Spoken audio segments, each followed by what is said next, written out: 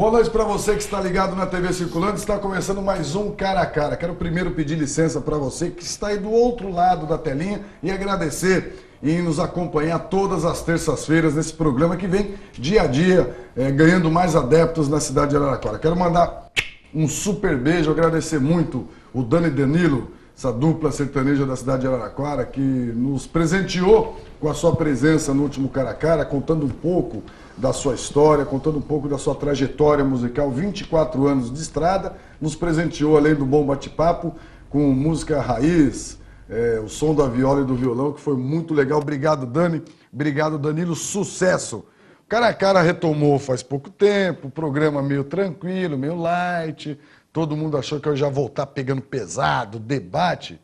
Tivemos música, tivemos a Pai, Dr. Marco Aurélio, agora hoje não. Hoje nós vamos tratar de assuntos do dia a dia. Eu trouxe aqui dois especialistas que no dia a dia têm como principais tarefas refletirem sobre os acontecimentos no país, na cidade de Araraquara. Eu estou aqui com o Zezé Brandão. O currículo do Zezé é tão grande que se eu for ler ele inteiro, fica o programa de hoje mais uma semana. Então eu vou rapidamente aqui dar uma pincelada. Ele é jornalista, publicitário, formado na Escola Superior de Propaganda e Marketing. Durante muito tempo, ele foi correspondente da revista Planeta, na cidade de Paris, na França. Uau! Como é que manda falar eu te amo em francês, Zezé? Je t'aime. Como? Je t'aime. Grace, meu amor, je t'aime pra você, viu? O francês, ele ficou 30 anos na França. Zezé é um dos publicitários de maior renome no Brasil, tem peças aí consagradas como a da Caninha 51, A Boa Ideia, é arte desse araraquarense que percorreu o mundo. Hoje, de volta à nossa terra, ele é colunista no jornal Tribuna Impressa e também coordenador de comunicação da Câmara Municipal de Araraquara. Do lado do Zezé está aqui Rodrigo Brandão, formado em jornalismo pela PUC de Campinas. Ele é hoje o principal colunista da Tribuna Impressa, escreve todos os dias no jornal Tribuna Impressa sobre os fatos e o cotidiano, não só da nossa cidade, mas também do Brasil. O Rodrigo já esteve aqui conosco em 2011, ele foi responsável pela produção do documentário extremamente legal, produzido pela Rebeca, que é uma agência de publicidade, inclusive que o Rodrigo é proprietário. Ele e o Fernando Mori produziram um documentário que foi muito falado em Araraquara, que falava um pouco da doença do mal de Alzheimer, que é aquela que vai deteriorando com o tempo toda a memória e capacidade das pessoas de armazenar as informações do cotidiano. E hoje vai falar conosco sobre assuntos atuais. Tudo bem, Rodrigo? Tudo bem, João. Boa noite, João. Boa noite aos telespectadores do Cara a Cara. É um prazer estar de volta aqui. Da outra vez estava um pouco mais confortável, né? Tinha duas poltronas aqui. O Valmir deu uma enxugada nos custos da TV aqui, eu estou sofrendo um pouco. Mas não tinha esse cenário bonito. Não, o cenário realmente melhorou. É um prazer estar de volta aqui. Naquela oportunidade a gente falou bastante sobre o documentário. É um filme do Mori e eu acabei colaborando com ele na elaboração do roteiro, dos textos. Que legal, bom ter você aqui. Boa noite, Zezé. Boa noite, João. Boa noite, espectadores do TV Circulando, do Cara a Cara. É um prazer estar com vocês, é um prazer estar com o João Farias. E eu espero que a gente possa dizer não só coisas irrelevantes, como algumas coisas relevantes. Eu tenho dúvida nenhuma. Deixa eu falar uma coisa para vocês. Só uma curiosidade, os dois são parentes, viu? Outra curiosidade, são tudo parente do Inácio de Loyola Brandão. Inclusive esse programa aqui vai falar muito mais do Inácio de Loyola Brandão do que de tudo isso que nós vamos, porque lógico, eu vou tirar aqui um pouco de informação de como é a convivência deles com um dos maiores escritores do mundo. É tudo farinha do mesmo saco. Né? Deixa eu perguntar, Zezé, antes da gente voltar a falar, só por curiosidade, como é que é para você, que percorreu tantos lugares do mundo, né? Trabalhou muito tempo na França, e voltar novamente para a sua terra? De fato, quem bebe da água brasileira não esquece jamais, não tem país melhor do que esse para viver? Não, não é bem assim. Tem países melhores do que esse para viver. Tem! Adoro gente sincera. Ou se tem. Mas a gente tem essa coisa de raiz. Eu acho que essa volta a Araraquara, inclusive, ela me ensinou que você está perto da sua origem, você está perto da fonte que te trouxe o próprio conhecimento, a experiência, etc., é muito importante para a vida da gente. E então eu realmente vivi basicamente na França, onde eu vivi mesmo. Foram mais de 4 anos. Mas estive em muitos países, visitei muitos países, conheci muitos países, voltei muitas vezes a vários deles. Mas acho o Brasil interessantíssimo. O Brasil tem um lado otimista, o Brasil tem um lado esperançoso, o Brasil tem um lado de luta pela sobrevivência, mas com prazer. Tem uma musicalidade, quer dizer, tem uma série de coisas do Brasil que é maravilhoso. Mas seria hipócrita dizer que outros países não são também muito interessantes, às vezes mais frios do que o Brasil, no campo da emoção, dos sentimentos e tal. Agora, estar em Araraquara, hoje, para mim, é um absoluto prazer. Eu não sei se é uma coisa do tempo, da idade, do tempo que passou, e eu gosto muito de viver aqui. Então, esse retorno para mim foi um presente, na verdade, quer dizer, foi uma descoberta. Eu vim como ceticamente, eu não tinha a menor ideia de que eu pudesse ficar, de que eu viveria aqui, e, no entanto, eu tenho certeza que eu não vou mais embora daqui. Que bom, que legal. Eu vou ficar aqui. Ô, Rodrigo, fala uma coisa. Essa história da família Brandão, cada um da sua forma está, ao final, ligado, né, a pensar, escrever sobre nossa história cotidiana, porque se é verdade que são áreas diferentes, por exemplo, o Inácio está ligado diretamente à literatura, é um escritor renomado, você é formado em jornalismo e escreve todos os dias, ou seja, você também pratica no dia a dia um pouco do que faz o Inácio, evidente, guardado as suas devidas proporções. Claro. O Zezé também, o Zezé é colunista da Tribuna nos finais de semana, os artigos do Zezé são de um humor espetacular, depois nós vamos falar sobre isso. É de família isso? Tem um traço entre vocês de que todo mundo de um jeito diferente acaba fazendo a mesma coisa? João, muito interessante a pergunta. Na verdade, hoje, nós 3 estamos na Tribuna. É verdade. Porque o Loyola também está. O Inácio escreve aos domingos. O Inácio foi o primeiro de nós. Ainda na época o jornal estava sob o comando do Antônio Carlos, sim, que fez o convite. E o Inácio sempre tratou como uma volta, embora exatamente ele não tivesse aqui. Mas ele tratou como uma volta. Agora, a maior relação, eu não acho que escrever é algo genético, nem sou muito adepto de dom. Eu acho que existem a afinidade e aí a determinação e a disposição em querer evoluir. Quando eu era criança, na verdade o Zezé estava fora, estava morando em São Paulo, e o Inácio também. Então, o Inácio até teve um período na Alemanha. Então, a grande relação minha foi com o meu avô, com o pai dele. Como é que chamava? O José Maria Brandão, ou vovô Brandão. Que foi secretário de governo do Medina. Ah, é? Ah, que legal. Então, ali, você percebe que já tinha duas presenças. A presença da escrita e a presença da política. Sim. Né? Que é um pouco do que eu tenho me desdobrado nas minhas reflexões. Então, a minha grande relação foi com o meu avô. O meu avô tinha uma biblioteca que era interessantíssima, ele foi chefe de estação a vida inteira. Você imagina como era a vida na década de 40, de 50, né? Onde a gente estava falando, naquela região oeste do estado de São Paulo, Jales, Valentim Gentil, Estrela do Oeste, Votuporanga, né? Tanto que o Zezé é de Valentim, a minha mãe é de Estrela do Oeste. E os livros minimizavam essa solidão. E é curioso, porque há poucas coisas mais solitárias do que um livro. Eu escrevi até isso recentemente, né? A gente pode ir junto a um concerto, a um festival de música, a uma peça. O livro não tem jeito. Não dá para ler junto. Não adianta. Né? E eu me lembro, por exemplo, em 1987, num final de ano, a família foi passar as festas ali de final de ano em Araçoiaba, eu tinha 9 anos, eu ia fazer 10. E eu me lembro de uma caminhada no final da tarde, eu, meu avô e o Inácio. Então, 88 são 25 anos, né? O Inácio ainda teve 25 anos de carreira, mas ele já tinha um reconhecimento, ele já era um escritor importante. E eu me lembro da conversa, de tudo aquilo. E eu acho que eu fui me encantando por isso, né? Agora, daí A escrever um livro. a chegar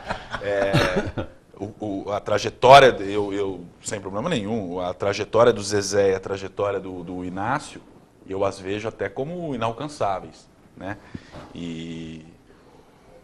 Mas eu tenho admiração Não, por e isso. você tem uma vantagem sobre nós, que é 30 anos menos. É verdade, isso é fato. Dá E, ó, tempo de fazer e coisa. Pesa, hein? 30 anos menos pesa. Deixa eu fazer uma pergunta para vocês dois. Qual é a maior dificuldade que vocês enxergam para escrever sobre temas atuais? E a partir de qual conceito que você determina um assunto que você vai falar amanhã? Por exemplo, o Zezé escreve só de sábado, então ele tem aí uma semana para pensar, ver o que vai acontecer, se vai estourar uma bomba em algum lugar, se o Chico Buarque vai falar alguma besteira, proibir as pessoas de querer falar só sobre biografia. Você não, todo dia, né, você tem a responsabilidade de garantir na tribuna impressa algum tipo de reflexão sobre algum tema atual. Como é que você determina? Hoje eu vou falar sobre a Dilma, ou então vou falar sobre o João Farias. Como é que você decide isso? Perfeito, vamos lá. Primeira coisa, dependendo do jeito que a pessoa meio que tanto faz escrever uma vez por semana ou todos os dias. Porque se for que nem eu, por exemplo, se meu texto é no domingo, eu vou escrever ele no sábado. Eu sou um cara muito movido pela pressão. Agora, claro que você fica antenado para uma série de assuntos, sua cabeça ela filtra, nem sei como se dá esse processo. Hoje, por exemplo, logo cedo, eu tenho mais ou menos um ritual, eu vou tomar banho, né, e a minha cabeça já começa a refletir sobre o que eu quero falar. Agora, eu fico sempre muito plugado ao noticiário. O fato de ser diário, ele me impede um pouco de ser só pautas só frias, só reflexões mais macro, mais abrangentes. Eu preciso também adentrar, pelo menos é como eu me sinto. Eu nunca tive orientação sobre esse sentido. O jornal nunca me pediu nada, né? Sempre me deixou livre. Então, eu criei essa agenda para mim. E eu fico muito antenado ao noticiário. Quando eu posso e consigo e tem elementos que eu acho interessantes, eu prefiro ficar no local, né? Então eu acompanho, eu leio bastante durante o dia, eu leio muito durante o dia, enquanto uma coisa e outra eu vou internet, os próprios jornais locais, jornais nacionais. E aí, conforme o prazo vai apertando, vai chegando aquela hora da noite ali, Aí tem que sair. tem que O sair. que é mais se confortável? escolhe Você tratar de assuntos nacionais ou falar de assuntos locais? boa, ótima pergunta. Eu até outro dia estava conversando com o Zezé, eu dou um exemplo que é interessante, João. Uma coisa, é um jornalista que eu admiro muito, tá? É o Juca Kfouri. Agora, uma coisa é ele encasquetar até com o Ricardo Teixeira, que mora hoje em Miami. A outra coisa é eu pegar no pé do João Farias, por exemplo. Nem é o termo que eu gosto, é o termo que vocês adotam, tá? Aí o que acontece? Não, ele quase não pega no nosso pé. Aí você vai pegar marmita na hora do almoço, porque nós somos cidadãos comuns, a gente almoça, a gente tudo. Vou lá pegar marmita. Aí, o cara lá é meu vizinho, aquele cara que você falou. Você tá entendendo? Existe e não é nem um provincianismo. É questão física mesmo, né? Do Não, município. e de alguma maneira é um certo provincianismo, quer dizer, você cruza com as pessoas. Pequeno. Todo. Claro, e é natural. Elas são suas amigas, elas são seus Até porque, conhecidos. permita-me entrar no assunto, eu acho que é mais difícil escrever, Local. fazer local, Claro. é óbvio, porque você, por exemplo, se tratando de política, né, você às vezes se vê obrigado, até por uma questão clara da função de jornalística, tecer comentários, críticas Claro. a determinada pessoa. Você escreveu ontem à noite, foi publicado hoje, né? Você saiu para ir na padaria comprar um pãozinho, você dá de cara com ele. Isso Rapaz, acontece. Quer dizer, fácil, há um constrangimento natural. Mas isso Normal. já aconteceu algumas vezes. Já, você falou mal do Napeloso, deu de cara com ele no açougue. Não, mas nem vou entrar em... Sim. Não, nem vou entrar em pessoas, eu tô generalizando a condição mesmo. Uma coisa que eu aprendi, João, eu acho até que eu evoluí numa autoanálise,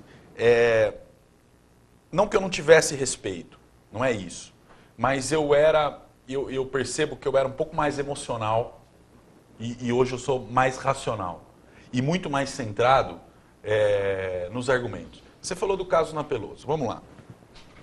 Veja que situação.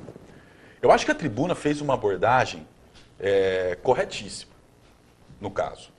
E eu me sinto até com propriedade para falar isso, não como colunista da tribuna, até porque eu não sou funcionário da tribuna, e já critiquei o jornal algumas vezes, mas pela isenção. Uma coisa, João, é a conversa de bar. Uma coisa é aquela que a gente pode falar o que a gente quer. Mas o jornalismo não é feito disso.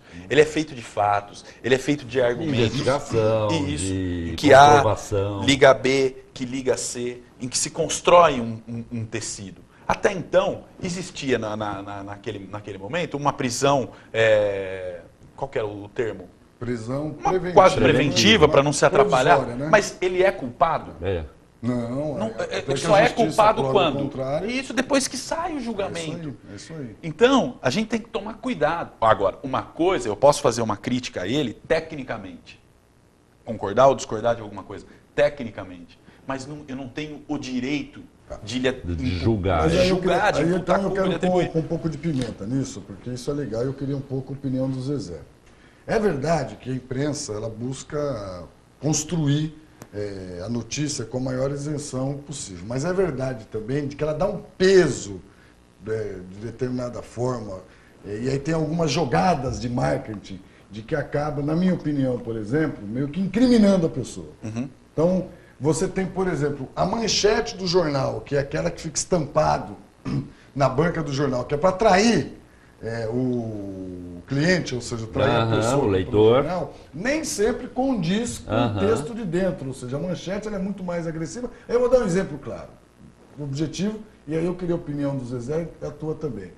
A Tribuna Impressa soltou uma matéria, no caso do Ana Peloso, quando descobriu que ele estava sob investigação da Polícia Federal, com uma mira enorme, aquele negócio de jogar dado, um alvo, né, e uma mira. Me lembro perfeito. Na Peloso é alvo de investigação da Polícia Federal. Quem vê aquela foto, aquela manchete, choca, ou seja, é meio que assim, aquele cara lá vai levar um tiro no coração.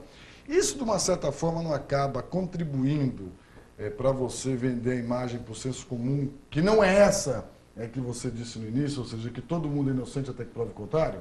Vamos falar um pouco sobre isso? Sim. Só que nós vamos falar agora não. A gente vai para um rápido intervalo comercial. Na volta, o debate aqui começa a esquentar um pouquinho, porque eu quero entrar um pouco mais sobre o papel da imprensa no Brasil e o comportamento de alguns órgãos de imprensa no que diz respeito à forma de noticiar fatos ocorridos na nossa cidade, claro, também no Brasil. E mais, será que a onda de manifestação no mês de junho e julho foi apenas uma moda? Ou seja, tudo aquilo que nós assistimos não teve efeito prático na vida do cotidiano? Qual que é a opinião do Zezé e do Rodrigo Brandão sobre isso? E lógico, vamos discutir, não tem nem como deixar a atualidade, ou seja, como esses dois jornalistas, dois publicitários enxergam o atual cenário brasileiro, a administração municipal do prefeito Marcelo Barbieri, e claro, será que a Dilma vai emplacar mais uma, na opinião dos dois? Então, eu vou para o intervalo comercial, tomo uma aguinha, a gente volta em 2 minutos.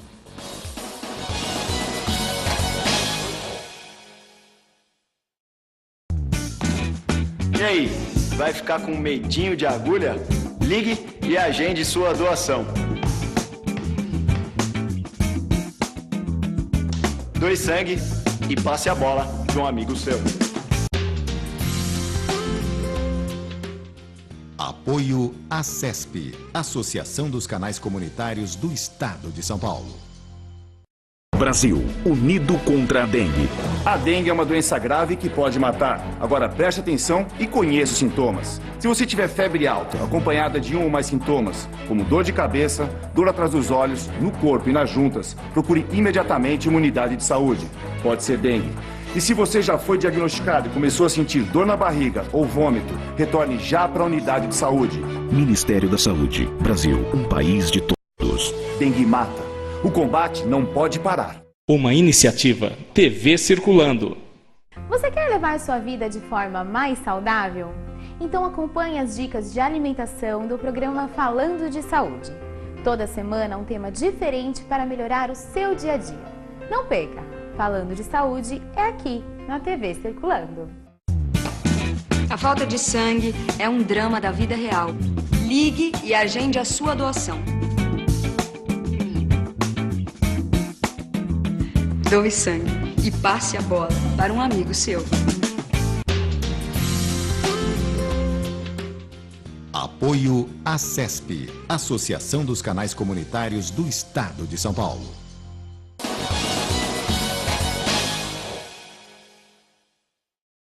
Estamos de volta com o Cara a Cara aqui na TV Circulando. Lembrando você que está aí do outro lado da telinha, o Cara a Cara vai ao ar toda terça-feira às 10 horas da noite. Você não conseguiu pegar o programa na terça às 10 da noite, tinha que assistir a novela, não podia perder aquele capítulo, afinal, né, o homem lá que eu não lembro o nome dele, o Antônio Fagundes, perdeu o hospital, né, pro Biba do filho dele, que eu também não lembro o nome da novela, né? Então, você não podia perder aquele capítulo. Não tem problema. Está aqui na telinha o site da TV Circulando. Você entra lá no site. Lá está toda a programação da TV Circulando. E os dias e horário que o Cara a Cara reprise. O Cara a Cara está cada dia diferente. Agora ele está ficando internacional. Temos nova direção, nova produção do Cara a Cara, direto da Espanha, da cidade de Málaga, Aurora Urbano, nossa nova produtora. Agora, aqueles probleminhas que você estava acostumado a ver, né, com o Orivaldo, do som cair, de eu fazer aqui para aparecer na telinha, não aparecia nada, vai acabar. Porque agora nós trouxemos, direto da Espanha, do primeiro mundo, uma produtora de verdade para a TV Circulando. Aurora, muito obrigado pela sua vinda, a sua presença nos enaltece, mas acima de tudo nos traz qualidade, viu, senhor Orivaldo? Brincadeira, porque os caras me tratam mal aqui, viu? Aqui tem não é o caso do Valmir, porque o programa do Valmir é tudo redondinho. O meu só dá problema. Aqui tem um histórico disso, viu? Tem, né? Eu fiz o boteco durante um tempo e tem um histórico, mas... Dava problema? É que no boteco vocês costumavam ficar bêbado, né? Então chegava uma hora, como é que é produzir? Bêbado, né? Mas vamos voltar para nossa conversa séria aqui, porque senão os caras ficam falando que o meu programa tá parecendo barraco do Valmirão, e não é. O programa meu é sério. Vambora. Vamos retomar aqui. Eu, antes de chamar o intervalo, falava sobre essa questão da imparcialidade da imprensa, né? Se ela de fato cumpre um papel muito mais informativo ou se muitas vezes ela acaba contribuindo para vender um imaginário, eu não vou dizer uma falsa informação, mas um imaginário um pouco fora do contexto, que a gente chama um pouco de sensacionalismo, que é muito famoso na Inglaterra, né? Os imprensa marrom, a imprensa marrom, enfim. Aí eu dei o exemplo do caso de uma matéria que a Tribuna fez sobre o vereador Ronaldo Napeloso. E vou dar um outro também, até para fazer já uma provocação, e aí eu queria que o Zezé e o Rodrigo também comentassem, que é um pouco da linha editorial. Por exemplo, a Globo, quando trata das manifestações pelo mundo, que são muito comuns nos países da Europa, que terminam em confronto, né? Elas tratam essas manifestações com a grande manifestação na Grécia termina em confronto entre a polícia e os manifestantes. No Brasil manifestação na Paulista termina com arruaça dos bandeirineiros e vandalismo. Na opinião de vocês, e aqui eu não estou defendendo o vandalismo, estou fazendo só uma constatação de comportamento. Né? Como é que vocês avaliam isso? A imprensa, ela age também um pouco pelos seus próprios interesses?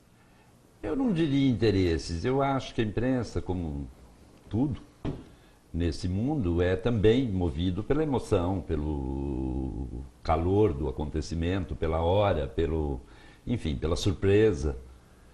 E aí eu dividiria em duas respostas. Uma é aquela primeira, especificamente sobre o Napeloso, sobre o alvo, no caso da Tribuna. Eu acho que a Tribuna tinha informação de que ele era alvo de investigação. Se a imagem está certa ou errada, ou é discutível ou não, é outro caso. No caso, ela deu a notícia, que ela tinha essa notícia, de que ele estava sendo investigado. Então, eu acho que está certo dar essa notícia, porque ela deve isso ao leitor, ao seu público. Se ela tem informação, se o jornal tem informação, ele precisa dar. Agora, no caso das manifestações, no caso da Globo, que acaba às vezes se referindo às primaveras árabes e etc., como um confronto, digamos, democrático, e que no Brasil ela trata como vandalismo, eu acho que há, sim, um certo encantamento com o primeiro mundo. Eu acho que tem, a Globo tem isso. Então ela trata o mundo desenvolvido melhor do que ela trata o Brasil, sem dúvida nenhuma. Agora, isso é um defeito da própria matriz, da própria Globo, que ela tem essa parcialidade, ela agiu assim em muitas situações. É, o que não falta é exemplo. Não, tem aos montes. A então, história condena. Ela, sabe, quer dizer, houve aquele caso do Brizola, que foi famoso, houve o caso da edição do programa do Collor com Lula, do debate. Então a Globo ela tem erros gravíssimos, embora tenha acertos também. Então, agora eu acho que a Globo tem um encanto pelo primeiro mundo, tanto que qualquer assunto americano, inclusive os ataques aos campos universitários, que são aqueles serial killers americanos que matam a esmo, tem um destaque que é como se fosse um acontecimento fundamental para a vida do brasileiro. Então há uma cobertura excessiva nessa área. Então eu acho que a Globo tem os defeitos. Agora a imprensa em si, ela erra e acerta como tudo. Não há como sequer fazer esse tipo de cobrança, porque ela age conforme os acontecimentos, conforme as coisas acontecem, e você não tem muito como controlar isso. E no caso das manifestações de junho, ficou muito claro isso, porque a Globo começou dando a cobertura de uma maneira e depois ela passou para outra. Quer dizer, ela não entendia muito bem, como ninguém entendia direito o que estava acontecendo, então ela meio que dançou conforme a música. Então você vai... E até hoje ninguém entendeu. E ninguém entendeu ainda. Né? Na verdade, não ficou claro para ninguém, porque nem mudou nada até agora. As manifestações de junho não levaram a mudanças de nenhuma ordem. No fundo, a única coisa que aconteceu foi o Mais Médicos.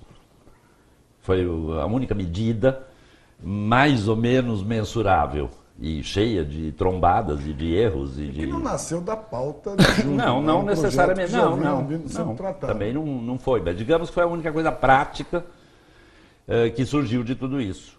Entendi. Você compactua com a opinião do Zezé? Vamos, mais ou menos, normal. Vamos por partes, como diria Jack the Ripper.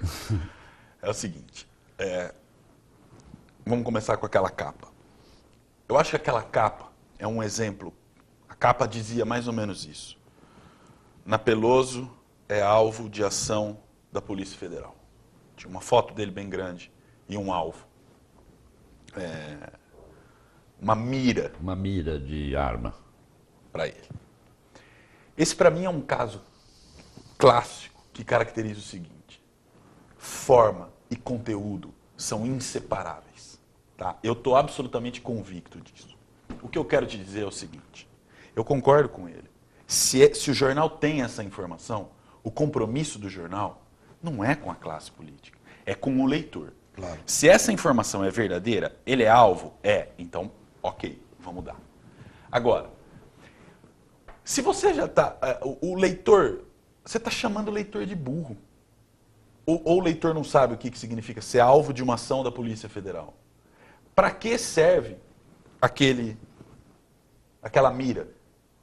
Então, é uma coisa até infantil. Se cada coisa que você for escrever você precisar desenhar, a função da linguagem escrita é exatamente essa, né? Linguagem define imagens, linguagem escrita define imagens, né? E imagens são descritas por palavras. Tem aquela história, quer que eu desenhe? Eles desenharam. Então, só que eu acho que tem um problema grave nisso. Não o problema em relação a ele, esse é um outro problema. Até existe, mas esse é um problema quase que dele. Que ele tem meios, até judiciais, para resolver, né? Embora nem acho que caiba. Mas é o problema da credibilidade. É o problema da credibilidade.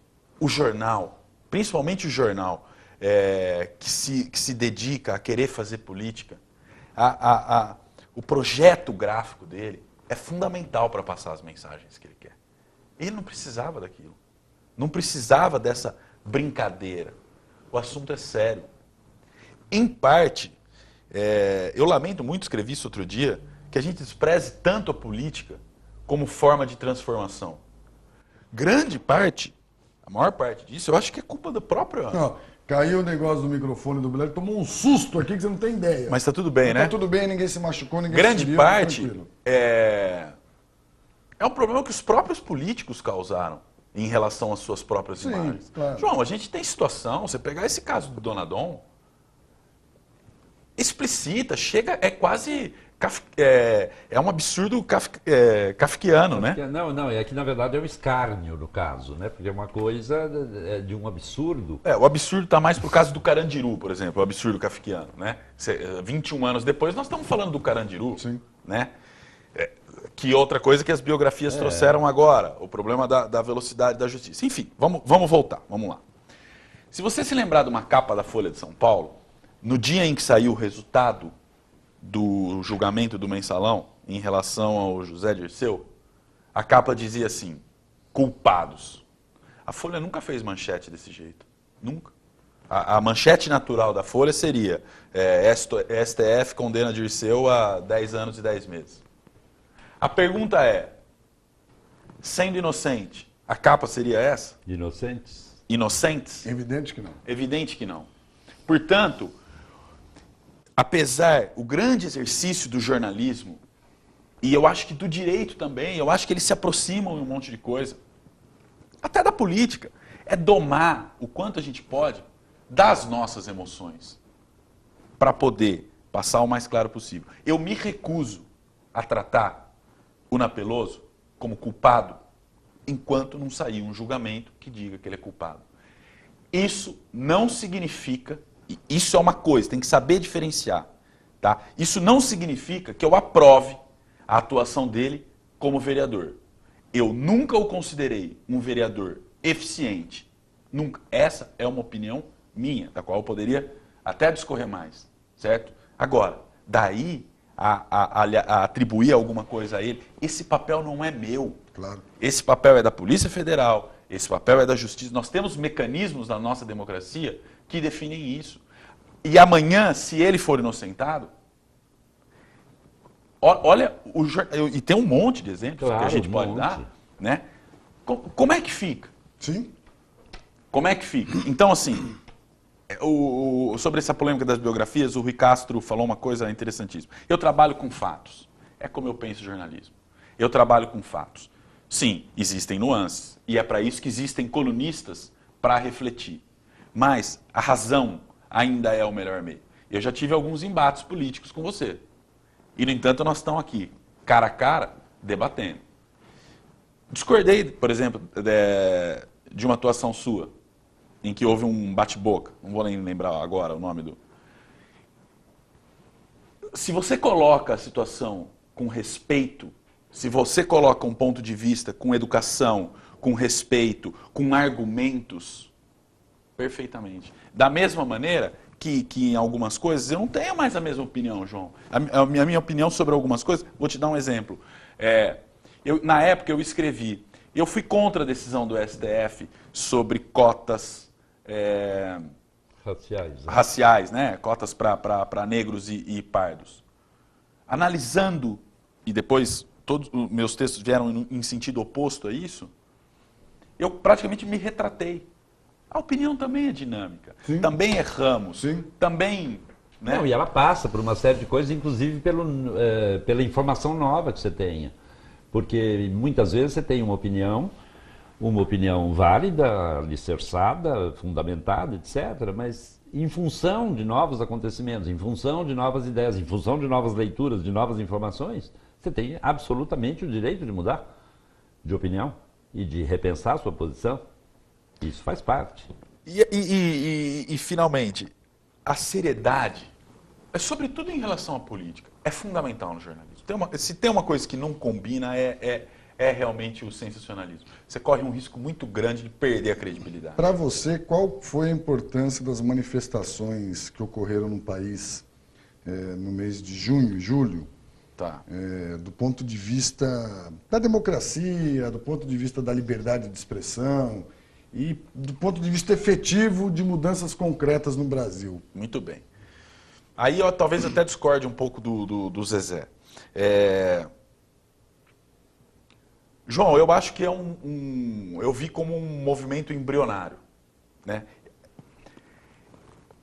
Eu acho que nós vamos colher os frutos dessas manifestações num médio e longo prazo. E é até natural que não tenha tanta coisa aconteceu como ele cobrou, mensurou aqui. Não, e a gente é uma democracia em aprendizado, né? Em formação. Porque não nos esqueçamos que tem 30 anos essa democracia. Isso não é nada. 25, né? A Constituição, vamos colocar. Da Constituição então, para cá, assim, 25 anos, é nada. Como é que deflagrou aquilo? Caso de 20 centavos. Esse foi o ponto que deflagrou. Só que de todas as manifestações, o movimento mais organizado que tinha lá era justamente o movimento Passe Livre. Sim. Ele é muito claro, o nome dele já diz o que é. O Passe Livre tinha um fundamento. Sim. Tá, e um objetivo, claro. Isso, se é viável ou não. Mais um dado relevante. Depois que eles anunciaram o fim das manifestações do movimento Passe Livre, com a diminuição da tarifa em São Paulo, as manifestações no Brasil deram um refluxo. Claro. E tem mais coisa, né? O Hélio Schwartzman, na Folha de São Paulo, um articulista sensacional, para mim, hoje o melhor articulista do Brasil, com quem eu aprendo muito, ele usa de um termo excelente. Manifestações são dispendiosas. Não dá para ficar todo dia na rua. Claro. Tá? Então, vamos lá. O Movimento Passe Livre tinha um objetivo claro. Ele se chama Movimento Passe Livre. Ele queria transporte coletivo de qualidade e gratuito. Não, você disse, não importa se é possível isso ou não. Se é viável ou não, é o poder público vai fazer conta e vai responder. Não fez. Não fez. Tá? Faltou uma habilidade, que eu acho ótimo que tenha faltado. Tá? Eu vou até dizer uma coisa para você. O Fernando Haddad, de São Paulo, de certa maneira, ganhou alguns pontos na minha concepção, a partir do momento que ele fez o quê? Ele foi técnico, ele falou assim, não dá para fazer redução, as contas estão aqui, não dá para fazer, deflagrou tudo. Ele correu um risco, ele botou tudo a perder ali. Bastava ele ser populista, segurar, se vira com o orçamento, né? A popularidade da Dilma foi lá embaixo, naquele momento. Sim. Naquele momento, né? Tanto que um pouco do embalo do cenário que nós vamos ter em 2014, com a elevação da Marina Silva, inclusive... ele vem de lá. Ele vem dali, né? Aí começaram, aquilo veio Brasil. Então, assim, Rio de Janeiro insatisfeito com o Sérgio Cabral. Brasília, em cima ali de Congresso e do Itamaraty, de tudo ali. Por que a voz era difusa, ou não era uma voz e eram algumas vozes? Porque você vai responder depois, tá? Porque eu preciso pôr um intervalo. Tá bom, então, tranquilo. Depois você responde. Em 2 minutos depois eu mato esse eu juro que eu volto assim. Por quê? Aí você diz o porquê, tá bom, certo? Combinado. Nós vamos para o intervalo comercial. Na volta, o Rodrigo continua discorrendo aqui sobre a opinião dele em relação às manifestações do mês de junho. E mais, quero aproveitar a presença dos dois para entrar num tema complexo. O papel da TV na formação dos adolescentes. Como é que os dois verem, por exemplo, alguns temas que é trabalhado principalmente nas novelas da Rede Globo, né, que acabam chamando atenção para grandes tabus da sociedade, como, por exemplo, a união homossexual, filho que nasce a partir de fertilização, enfim, temas polêmicos que nós vamos tratar e, lógico, evidente, não tenho como perguntar, o fenômeno das redes sociais. Qual é o impacto das redes sociais para informação? De que forma que as redes sociais e a internet transformou, né, os meios de comunicação no mundo? Porque é evidente que hoje você quer saber o que está acontecendo no mundo, basta você estar clicado na internet que você sabe o que aconteceu daqui a pouquinho. Então eu vou para um rápido intervalo comercial e volto perguntando para o Rodrigo por quê, tá? 2 minutinhos. Por quê? Volto já já.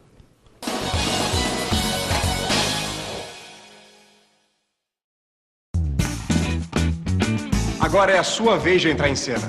Ligue e agende a sua doação.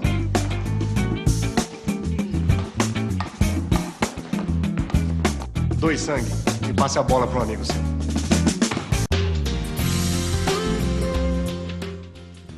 Apoio ACESP, Associação dos Canais Comunitários do Estado de São Paulo. Alguém comeu? Lugares interessantes. Você pode ir embora já. A gente precisa de você mais. Pessoas com história para contar. E comecei a militar na política em 75. Levou borrachado do militar? E tudo com bom humor. Tá pintando o cabelo, né, Serginho? Palmeirão Visita, um programa que informa e diverte. Eu não fui convidado para ir lá na entrega. Então, puxão de orelha, não fui convidado. Palmeirão Visita. Todos os dias aqui na TVC. Uma das cabeças mais brilhantes da cidade.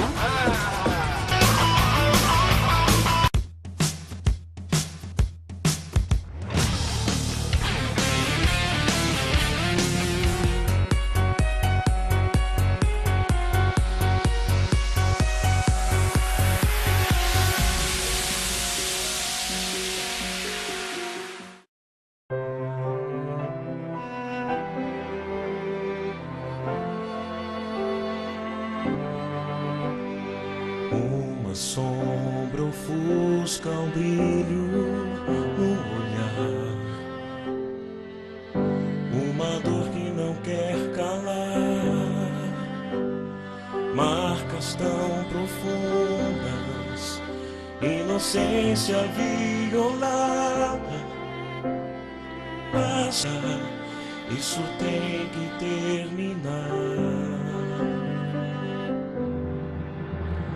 Direito de brincar, direito de sonhar, direito ao amor, à esperança, direito de crescer, direito de viver, direito de ser feliz, direito de ser criança, direito de ser feliz, direito de ser criança. Toda criança tem o direito de ser feliz. Toda criança tem o direito de ser criança. Pedofilia é crime. Multiplique essa ideia. Denuncie. Direito de ser criança.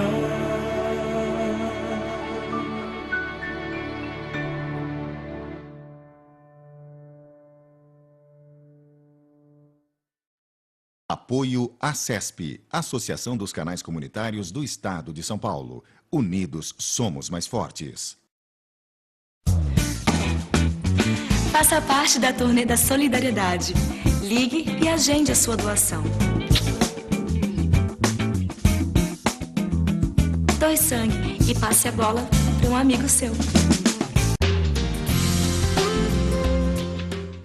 Apoio ACESP, Associação dos Canais Comunitários do Estado de São Paulo.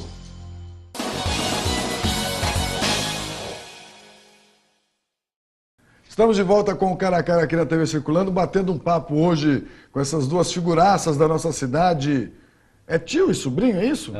É, tio e sobrinho, Zezé Brandão e Rodrigo Brandão, eles que fazem parte do clã Brandão da nossa cidade, que tem aí entre suas figuras o grande Inácio Loyola Brandão. Inclusive quero aproveitar aí fazer um convite em público aqui para o Inácio. Me dá o prazer, o privilégio, né, de ter ele sentado aqui na minha bancada, batendo um papo comigo aqui no Cara a Cara. Quero mandar um grande beijo, um grande abraço para todos que acompanham o Cara a Cara toda terça-feira, especial, lógico, né, para o meu loirão. Está cada dia mais linda, conforme vai o tempo passando, ela vai ficando cada vez mais maravilhosa. Mulher, eu amo você, viu, loirão? Mamãe, um beijo para a senhora também, ó. Beijo para minha mãe também, Dona Cecília não perde um programa. Rodrigo Brandão, por quê? Por quê? Por quê? Vamos lá. Porque eu acho que existe uma insatisfação represada de muito tempo. Você esteve agora discutindo a questão do IPTU. Sim. Qual é o incômodo que está por trás disso? Não é reajuste, não é isso. Estou usando de um problema da esfera municipal para tratar uma coisa estadual e nacional.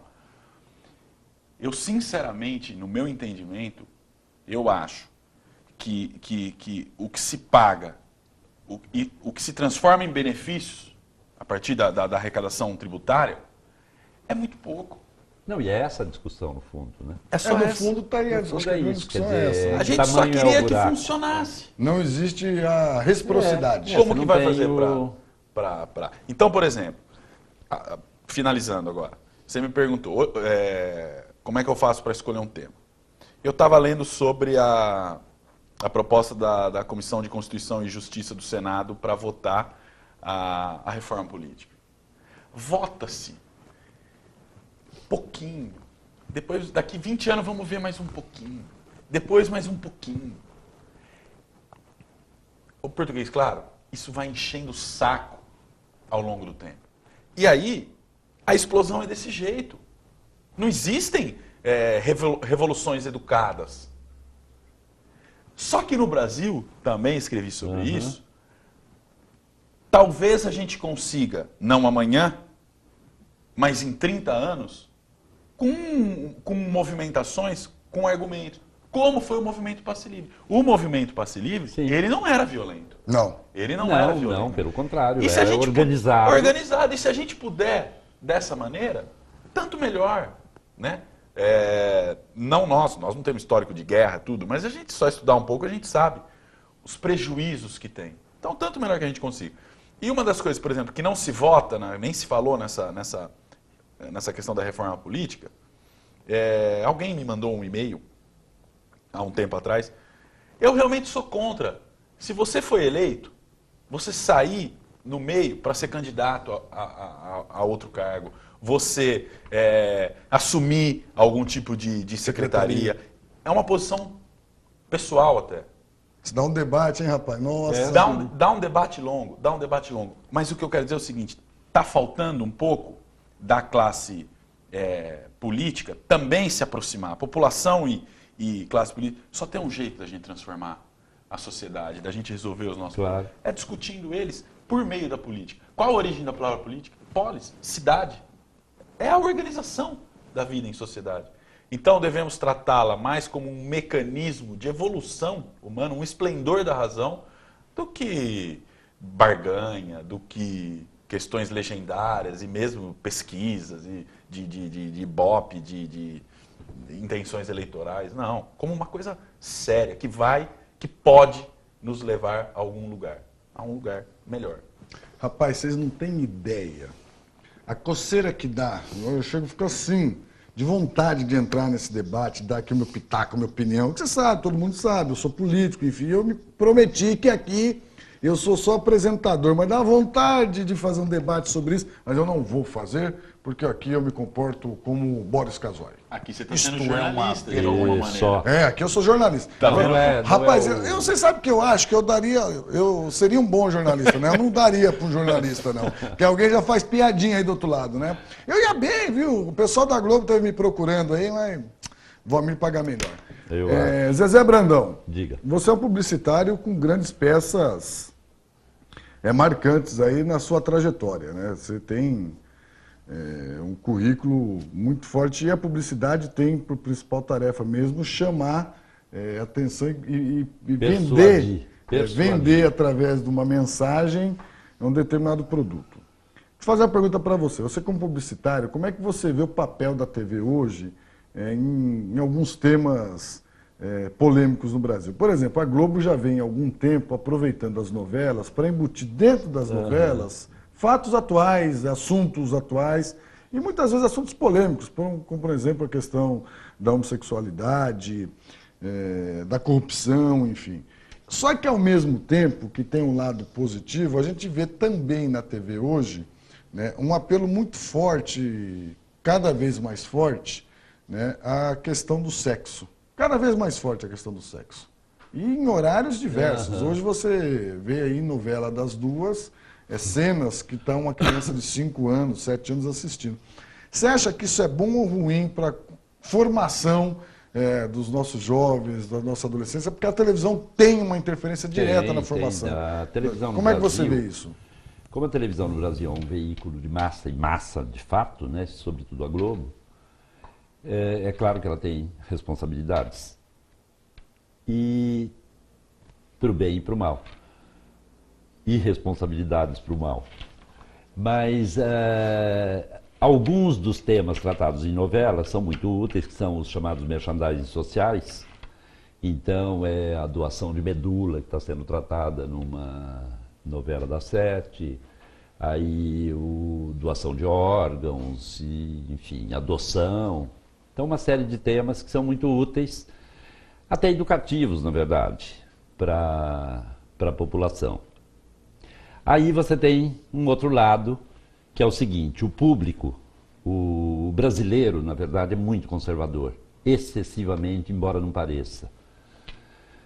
Porque, na verdade, a gente tem uma imagem de carnaval, de mulheres de fio dental, de peito de fora, enfim, toda aquela farra carnavalesca, que acaba vendendo, inclusive para o exterior, uma imagem de país muito liberal.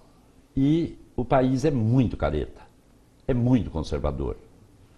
Tanto que determinados temas, como aborto, como homossexualidade, são temas quase tabus no Brasil. Quase proibidos, né? Quase proibidos. Você vê o que foi a campanha Serra-Dilma com relação à questão do aborto, virou uma briga de foice, que entram as igrejas, que entram aquela coisa toda. Agora, há uma caretice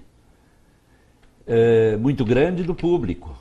Então, esses temas acabam que nem se podem discutir, de uma certa maneira. O beijo gay, por exemplo, está uma coisa famosa. Há anos se diz, vai ter o primeiro beijo gay na novela, e aí a Globo encolhe, aí o SBT tenta, e aí acabou fazendo com mulher, que é mais aceito, porque o que demonstra mais caretice ainda. Choca menos. Menos, porque na verdade, como tem o machismo também, então o homem brasileiro gosta de ver duas mulheres, então se cria essa coisa, mas é um falso, porque há um moralismo que é falso, há uma hipocrisia nessa relação toda. Mas, e a erotização nos programas, inclusive infantis, é uma coisa absurda hoje. Porque você tem uma coisa de crianças, saiu agora uma campanha essa semana, que está sendo comentada nas redes sociais, acho que em Recife, se não me engano, com uma criança de 3 anos, de calcinha, de maquiada, uma menininha de 3 anos, com penteado, com salto alto, com colares, para vender lingerie. Então você tem essa mistura, porque é um país muito louco nessa área dos contrastes.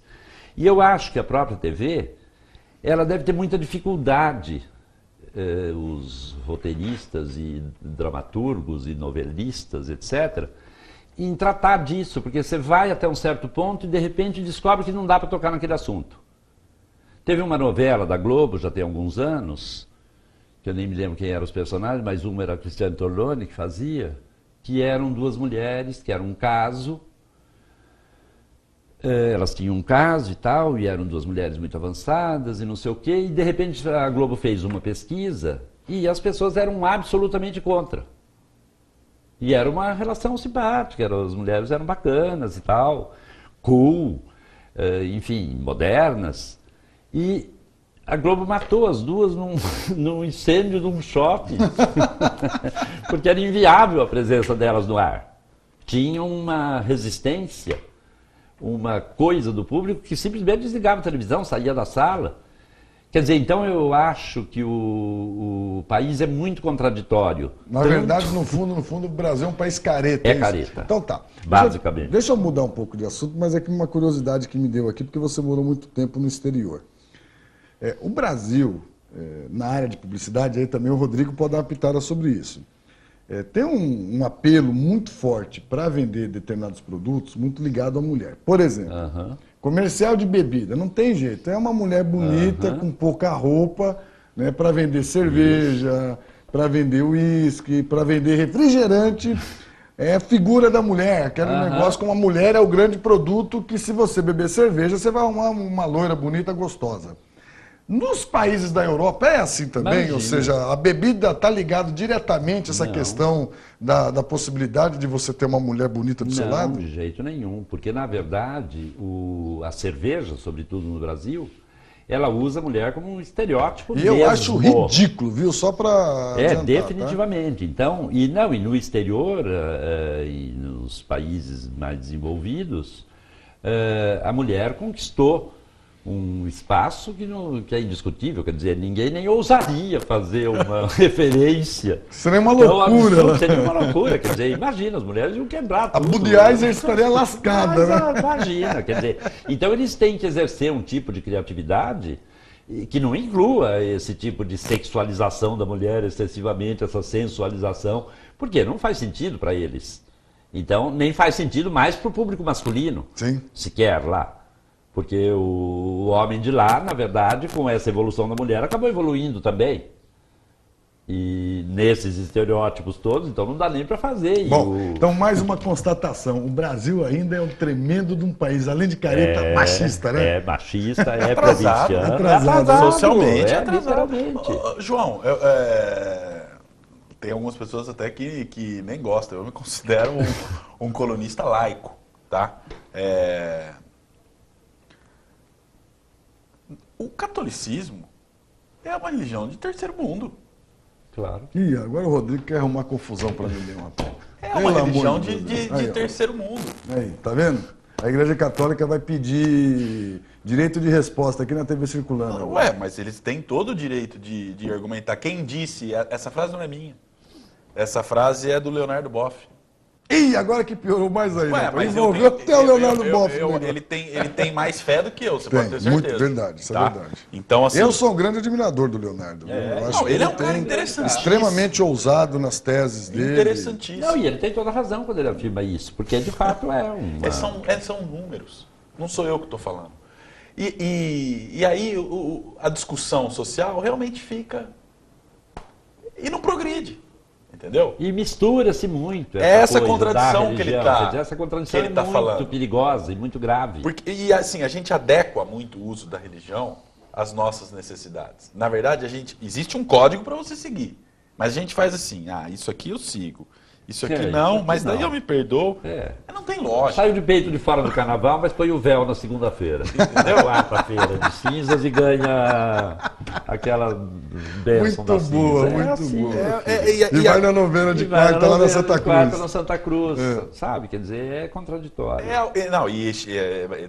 Mais do que contraditório, em determinados momentos... É hipócrita muitas vezes, né? Você está entendendo? Das vezes. E aí isso atrapalha o debate sério, porque ele está arraigado e nesse 1 milhão de princípios, todos caretas. Não, e investe-se muito na ignorância, porque você vê o negócio do Feliciano, por exemplo, com a cura gay. É uma crença do povo que se cura. Então ele explora isso, ele sabe que não cura. Claro que ele está careca de saber que não cura, porque ele não se curou. Inclusive, pelo jeito. Pronto, agora só me faltava essa. Zezé Brandão veio aqui e acabou de dizer que o Feliciano... Não disse nada. Não, ele não disse, ele supôs que o Feliciano... Bom, você sabe que ele supôs. O problema disso daí é o seguinte, em 2013, no estágio que o Brasil se encontra hoje, o Brasil dos últimos... o Brasil dos 8 anos do Fernando Henrique, dos 8 anos do Lula, dos 4 anos da Dilma... É um Brasil muito melhor do que era. É diferente do que foi, sim, né? Sim, nem se compara. Tá? É muito melhor. Agora, em 2013, a gente está discutindo a vida pessoal da população. Isso é um contrassenso. Boa, vida pessoal da população, porque meu tempo vai estourar e eu queria que vocês falassem. As redes sociais. Eu tenho que fazer um parênteses. Em 2013, o Brasil ainda está discutindo se o estuprador deve pagar pensão para estuprada. Imagine você. Rapaz, deu uma confusão na Câmara essa semana, por isso que você falou, eu não quero nem me meter nisso, viu? É um absurdo. Imagine você. É um absurdo. Ao invés de estar discutindo se ele tinha que ir para a forca, né, está discutindo se ele paga pensão. Se o Estado paga uma pensão. Podia pendurar ele, inclusive, na forca pelo Bilal. Desculpa, viu, gente? É que não dá para ter paciência com essas coisas. É pelo Bilal. Não é pelo Bilal. Ô, Bilal, falando nisso, Rodrigo Brandão, me fala aqui, porque o meu tempo vai estourar. Tá. Infelizmente, programa bom é assim, olha lá. Mais 5 minutos. Obrigado. Foi a Aurora que me deu esse tempo, não foi você, não. Obrigado, Aurora. Eu sabia que podia contar com você. Eu queria que vocês falassem. Você falou sobre a questão pessoal. Falando em questão pessoal, nada mais pessoal hoje no mundo do que a vida das pessoas. A rede social transformou a nossa vida em algo acessível em todos os aspectos. Como é que vocês dois vê, começando aqui pelo Rodrigo, o papel que a internet, né? E aí a internet tem várias ferramentas, o Facebook é uma delas, na vida e no cotidiano do mundo, não só do Brasil, né? Como é que vocês veem esse fenômeno e como se adaptar a esse novo meio de comunicação, porque é diferente, inclusive na vida de vocês, porque ele é novo, né? De alguma maneira, ele vai até no sentido do que eu penso sobre a vida pessoal do que a gente estava falando. Eu acho o seguinte, aquilo que é consensual entre adultos, não cabe ao Estado resolver. Não se deve gastar energia com isso, tá? Então, isso posto, vamos lá. O Facebook, por exemplo, o que ele é, na verdade? Ele é um conjunto de sites pessoais e todos estão interligados. Então, as pessoas se comunicam instantaneamente de qualquer lugar. É muito a aldeia global, né? O bom uso dela, aí também daria um outro programa, e eu nem sou a pessoa mais indicada para falar. Eu acho que ela transforma, que a internet é uma ruptura na história da humanidade, acho que isso é mais ou menos consensual, e consenso, quis dizer, e positiva. Eu poder escrever hoje, João, é muito mais... Eu peguei o momento exato da transição na minha formação de jornalismo. Eu tive a primeira aula de internet em 1998. Em 1997 foi o primeiro ano que o MEC colocou internet. Mas assim, existiam, sei lá, talvez 30 sites no Brasil. Era uma internet... Não, as pessoas nem tinham muito computador. Estou falando de 98. Estou falando de 98. São 15 anos. E assim, de uma internet que não funcionava. Não é a que nós temos hoje. Não. Não era desse jeito. A que nós temos hoje é uma coisa... Que não é uma maravilha também, mas já é muito melhor. Mas já é muito mais. Muito. E é uma coisa aí comparável. de 5, 6 anos. É uma facilidade, João. Eu vou escrever um texto, então eu começo lá, vou escrever. Será que é desse partido? Google. Você termina um texto que parece... Porque você lê ele em 5 minutos. Só que se escreve ele, às vezes, em 2 horas. Mas será que ele é desse partido? É isso aqui. Esse ano foi 1900 Não, e qualquer coisa. Qualquer coisa, sabe? Quantos habitantes tem Sorocaba? Porque, de repente, eu não sei se é 300 ou 600. E você acha que enriqueceu pouco? Enriqueceu pra caramba. Porque antes eu iria falar a mesma coisa, mas assim... de acordo com o Zé, eu ligo para ele. Não, é impressionante. Você acaba não tendo a fonte ou não tem a confirmação. O Google, ele é tão espetacular que eu adoro. Quem assistiu Smurfs aqui? Eu não assisti. Rapaz, tem uma cena do Smurf que é a coisa mais engraçada, que eu me identifico com ele. Na hora que o homem lá, que eu não sei o nome dele, pega com o computador. O homem que pegou os bonequinhos em casa, né? Que eles vê, e ele abre o computador, os bonequinhos falam tudo assim... Google, é muito legal. É essa sensação. É admirável mundo novo. Tudo que você quer saber, você tem ali. É admirável mundo novo, perfeito. E a internet, ela de fato é uma ruptura com o arcaísmo em relação à modernidade, porque a internet, para o bem e para o mal, ela alterou as relações pessoais, as relações sociais, as relações políticas. Como tudo, né, usado por bem vai bem, usado por mal vai mal. Se você pegar, por exemplo, as redes sociais têm um papel fundamental na organização das manifestações. Tendo em vista, inclusive, que não tinham lideranças, entidades organizando as manifestações, tinham várias. Né? Ninguém conseguia ser pai da criança, a rede social acabou fazendo papel como teve no mundo árabe, quer dizer, então é um instrumento que bem usado é fantástico. Deixa eu falar uma coisa para você, é muito legal bater papo com vocês de fato contribuem muito, enriquecem muito, quero agradecer muito, mas infelizmente o programa acabou. Eu sei que a gente poderia ficar aqui mais 2, 3 dias, sei que se eu convidar vocês voltam. Vocês não têm ideia do trabalho que deu para gravar esse programa aqui. Nós marcamos umas 8 vezes. A última foi eu que dei o cano. Então eu quero muito mesmo agradecer muito você, Rodrigo, né, pela sua presença. Agradecer muito você, Zezé. Dizer que é uma alegria e um orgulho para mim poder ser amigo, né, conviver com vocês, com esse conteúdo intelectual, essa inteligência, riqueza cultural que vocês têm, essa estrada, e é muito legal poder contar com vocês. Obrigado pela presença, eu deixo vocês à vontade para cada um deixar suas considerações finais. João, muito obrigado pelo convite. Se tem uma coisa que a família Brandão gosta é de falar pra caramba. Muito legal. Então...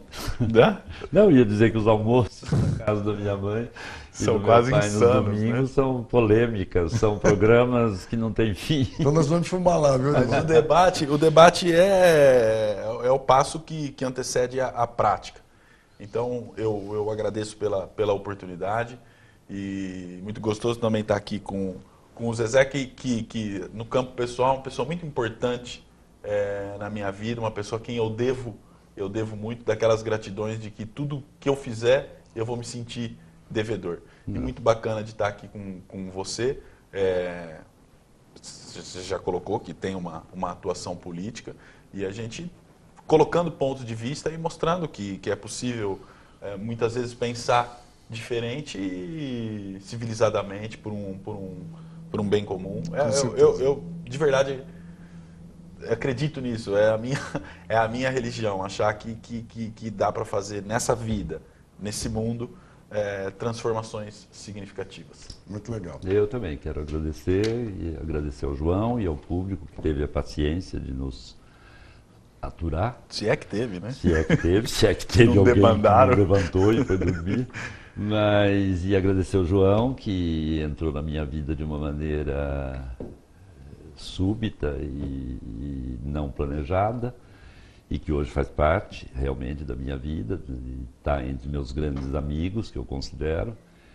Eu estou na Câmara, e o que me dá muito prazer em ter esse papel de coordenador da comunicação. Estar com o Rodrigo é um grande prazer sempre, e eu tenho trocado muita ideia com ele, a gente troca ideia inclusive sobre os artigos que a gente escreve, eu semanalmente e ele todo dia, coisa que eu jamais teria condição de fazer, porque eu ia enlouquecer só de pensar nisso. Então foi um grande prazer, realmente, foi divertido e eu espero que a gente tenha contribuído de alguma maneira com alguma ideia que com não certeza tenha sido... contribuiu. Zezé, obrigado de coração. Rodrigo, obrigado. Para você que nos acompanhou, fica aí o meu agradecimento. Um programa super legal. O Cara a Cara volta na outra semana e, como eu falo todo o programa, não muda de canal não. Se o programa que vier depois do meu não for melhor, pode ter certeza que ele é diferente. Um beijo no coração. Cara a Cara volta a semana que vem, se Deus quiser, e ele há de querer.